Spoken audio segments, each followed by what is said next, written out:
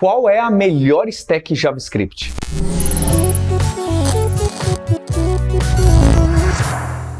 Eu sou Paulo Silveira. E eu sou o Mário Souto. E Mário, sempre tem esse assunto de stack, essa pilha de tecnologias que a gente usa para trabalhar. Isso não é só no mundo do JavaScript, mas no JavaScript isso ficou muito comum, já que a gente costuma usar JavaScript tanto no front-end quanto no back-end em diversas aplicações. Justíssimo. Eu ouço muito falar, a gente tem muito aluno, muita aluna, e inclusive tem bastante conteúdo aqui no canal da Lura sobre a stack do React e o que é usado muito com o React. A gente também tem a tal da Min, que ficou popular durante muito tempo. Isso. E hoje em dia a gente tem a Jamstack, que você fala bastante no seu canal, o Dev Soltinho, tem o link aqui embaixo. Eu queria saber, acho que qual é a melhor, é muito exagerado, mas quais são as principais stacks do JavaScript hoje em dia para trabalhar front-end e back-end completo? E qual que é o cenário? Como que isso está se desenrolando? Até passando agora, para você que está aqui assistindo, durante muito tempo a gente brincou bastante da sopa de letrinhas, né? Então a gente tinha lá o Min, que era de MongoDB, na parte do banco de dados, o Express, do lado do seu servidor ali com o Node, o Angular e o Node, né? Então ficava como Min Stack ali, o nome dessa conjunção. Então o MongoDB para banco de dados, e esse Express faz o quê? É para o Node? Isso, esse Express era a biblioteca mais usada do mundo Node. Hoje em dia tem algumas outras concorrentes fortes também, mas para conseguir criar parte do servidor, né? Porque o Node, muitas vezes a gente confunde que o Node é o servidor. Mas, na verdade, o Node ele é o compilado ali que permite que você execute um código de script, JavaScript, fora do browser, tendo acesso às coisas de file system, de rede, entre outras coisas. Então o Express, ele está no topo ali do Node, falando que, conversando com a parte de rede, para conseguir pegar uma porta dessa máquina e subir um servidor HTTP em cima daquilo ali. E aí com o Angular e o Node por baixo para dar essa biblioteca pro Express. Então essa Min foi a primeira pilha de tecnologias JavaScript que fez o front-end até o back-end e que talvez seja um dos que popularizou o termo do full stack. É claro que o Rails fez muito disso, mas essa foi a primeira stack full stack que teve muita força. Exatamente. Esse que era o lance que vendia muito, né? Porque você tinha o tal do JavaScript de ponta a ponta, o que realmente era uma coisa que mudou muita coisa, fez muita startup começar, muita gente se introduzir no mundo da programação, conseguindo fazer tudo numa tacada só, né? Que antes a gente via muito quando a galera começava com PHP, né? Então tinha tal da LAMP Stack lá no PHP, que eu não vou lembrar agora exatamente todos os pontos ali da sigla, mas que tinha lá a parte do Apache, do PHP. E vindo pro JavaScript, acho que esse foi realmente o estopim da parada ali. E aí com o tempo foi se adaptando, né? Então com o tempo, além do Angular, surgiu o React. Então adaptaram, ao invés de Min, virou Mern. Só que depois veio o Vue. E aí foram surgindo todos esses outros frameworks que a gente conhece do mundo do front-end, né?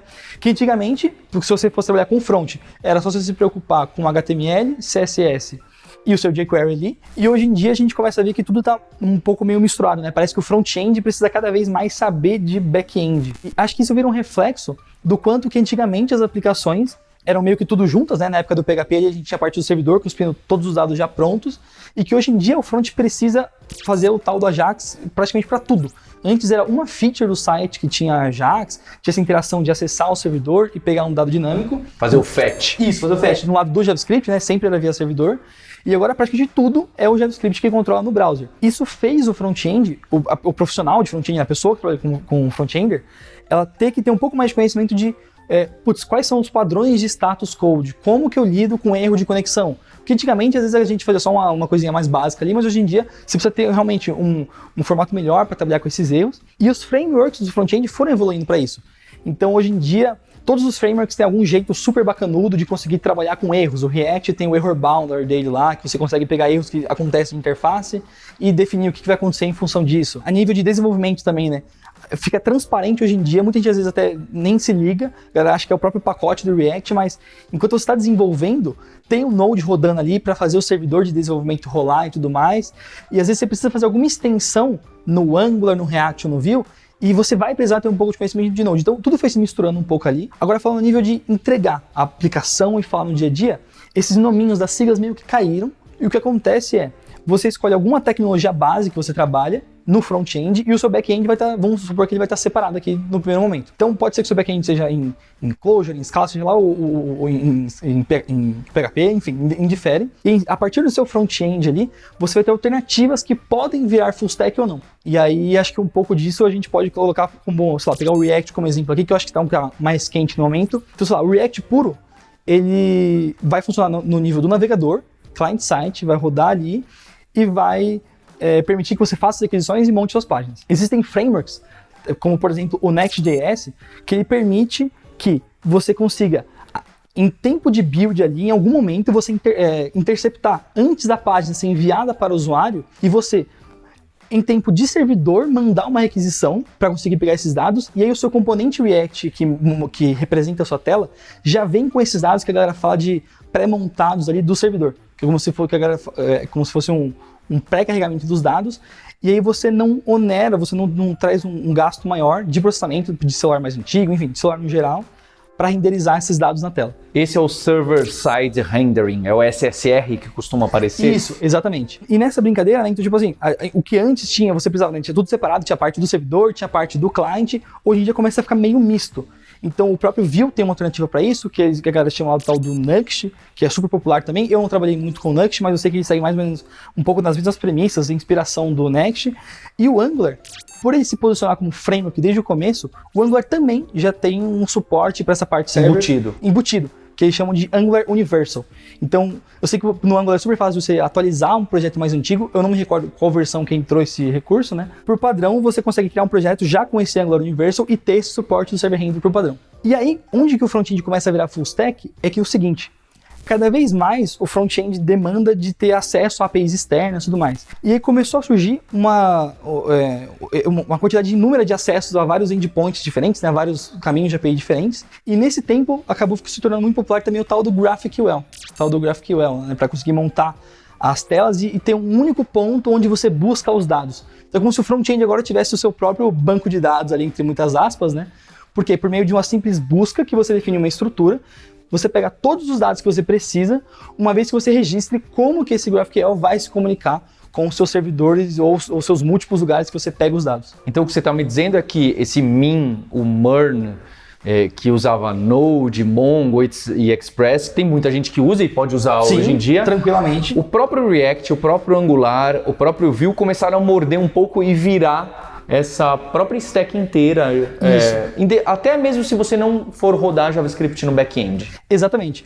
Por quê? Você pode rodar o JavaScript só no client com os frameworks base ali, e o back-end pode ser qualquer coisa. Como você pode usar essas estruturas que tem o server render, e aí essas estruturas provavelmente já vão te prover algum acesso de ter um servidor em tempo de build ou uma lambda, que em resumo aqui a gente pode assumir que é como se fosse o Express que você configurava em cima do Node como servidor para ouvir todas as requisições ali, só que ao invés de ele ficar o tempo todo ligado, essa lambda ela só funciona quando chega um request. Então, muitas vezes o pessoal do front, às vezes eles querem ter um back-end que bate em algum outro serviço e pega um dado, só que de um jeito mais padronizado e que o front-end controla a saída disso.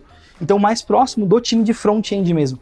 Então, é como se o front-end estivesse caminhando para ser o full stack nessa parte de client e de servidor. Porque cada vez mais você vai interagir com o GraphQL, vai interagir com uma dessas lambdas, e tem até um nome bonito que a galera fala que é o BFF, que é o Back-end for Front-end, que faz essa camada do meio entre a sua aplicação front-end e todo o universo de microserviços, ou de APIs externas, ou de outras coisas que você pode ter hoje em dia e que está ficando cada vez mais comum.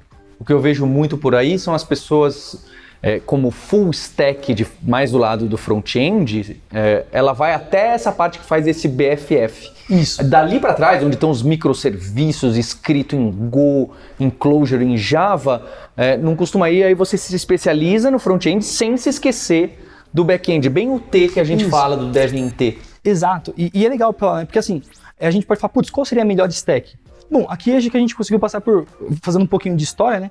A gente conseguiu passar do cliente basicão que bate no API externa. Aí você tem o cliente mais robusto que pré-carrega os dados no servidor. O cliente mais robusto que tem a API integrada que faz o BFF ali. E esse BFF pode ser tanto uma API pura quanto uma API GraphQL. Então, tem muitas opções. Eu acho que o mais interessante é você olhar o seu cenário e a tecnologia. Por exemplo, muita gente está optando por GraphQL por padrão. Mas às vezes o custo de você manter esse BFF em GraphQL para um produto que está começando é muito alto. Então vale mais a pena você começar na estratégia que tem só um batendo no serviço direto e a nível de código você se organizar usando padrões de projeto como services ou repositórios e tudo mais. E conforme a complexidade vai aumentando, aí você migra para uma estrutura mais parruda, que vai usar alguma lambda, que aí vai usar algum GraphQL da vida. E acho que a gente conseguiu passar bem do mais simples para o caso mais complexo, não necessariamente do que seria do pior ou melhor. E por último, e a Jamstack, que você fala bastante, tem no seu canal um vídeo sobre isso. Ela se compara com isso ou é só uma forma de ver JavaScript? Boa, a Jamstack, ela pega muito o Dev-T que a gente está falando aqui, né? Que é esse front, acho que a gente está pegando muito do lado do front, mas é o front-end que se começa a avançar a sua especialidade e a ter esse contato ali com o BFF também, né? Então, ele vai ter uma noção melhor de como funciona o protocolo HTTP, ele vai ter mais base de como trabalhar com padrões de tratamento de erro, entre outras coisas, e ter um conhecimento base ali para conseguir pelo menos dar manutenção num projeto estruturado com algum servidor, seja via alguma lambda ou seja via um GraphQL da vida ali, mas alguma estrutura que faça esse papel de interagir com ou múltiplos serviços ou até mesmo bater em algum banco de dados que você consiga e retornar os dados para a sua aplicação front-end funcionar do jeito que você espera e tudo mais. A responsabilidade começou a cair muito ali, né? Se a gente for até traduzir o terminho da Jamstack, a gente vai cair em JavaScript, API e Markup, ou a galera fala de Markdown também, né? Então o JavaScript, que é o que você vai usar como base para trabalhar, as APIs, que vão vir, seja do seu BFF, de uma lambda, ou seja lá que você estiver trabalhando ali. E essa parte do markup vem de você tentar, que é uma das raízes da Jamstack também, né? Que é focar muito em performance. Ter esse pré-carregamento dos dados no servidor, você não ficar sempre usando o recurso do browser da pessoa. E meio que a Jamstack está virando meio que o padrão. Então se você vai criar uma app JavaScript nos dias de hoje, que você vai se preocupar com performance, usar algum framework moderno que a gente tem e de uma forma escalável e tudo mais, você provavelmente está trabalhando em cima da Jamstack ali. Claro que tem alguns pontos extras, como por exemplo, eu falei aqui de usar serviços externos, né? Mas a Jamstack pesa muito do que eles chamam de Headless CMS, que ao contrário do WordPress, que era tudo integrado numa stack só, o seu front-end com o seu back-end e tudo mais, o seu CMS, né, o que provê os conteúdos, o Content Management System, ele só vai prover o dado para você. Então você pode usar tanto o WordPress, como se fosse basicamente uma API que você bate e pega os dados, quanto o Dato, quanto o Google Docs, o Spreadsheets, ou até mesmo o GitHub. E aí você só faz um código ali, de novo, seja numa API, né, numa lambda, algo do gênero ali, para você converter esse dado em Markdown que vem para HTML e renderizar no seu React. Ou só pegar o texto puro, retornar um objeto e como que esse objeto vai ser iterado e como que você vai conseguir fazer ele aparecer ali na sua tela. Ótimo, e eu quero saber qual que é a stack que você está usando e por quê. Quero que você dê a motivação aqui nos comentários. E se você quer ser um profissional em T como o Mário Souto, o Dev Soutinho, você precisa assinar o canal do Dev Soutinho. Tá o link aí. Não só dê like e subscribe aqui no Dalura, o do Dev Soutinho é um canal incrível, tem esse foco de aprofundar no front-end, mas sem esquecer UX, sem esquecer back-end, que é exatamente esse formato em T que a gente fala bastante na Alura, esse profissional em T, o desenvolvedor em T. Até a próxima! Tchau, tchau!